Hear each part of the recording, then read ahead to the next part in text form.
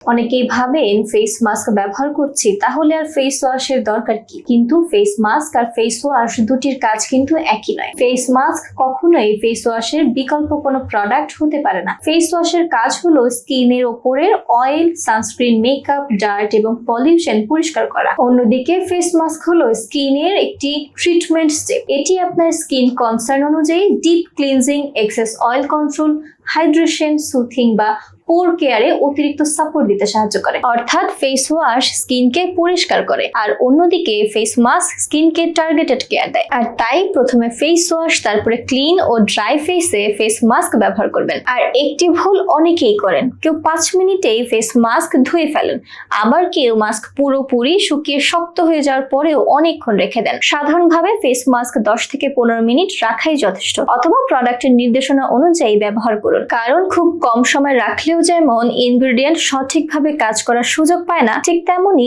অনেক বেশি সময় রাখলেও স্কিন ড্রাই, টাইট বা রাফ লাগে। এবার আসি মেডিকিউব মার্ট মাস্কে।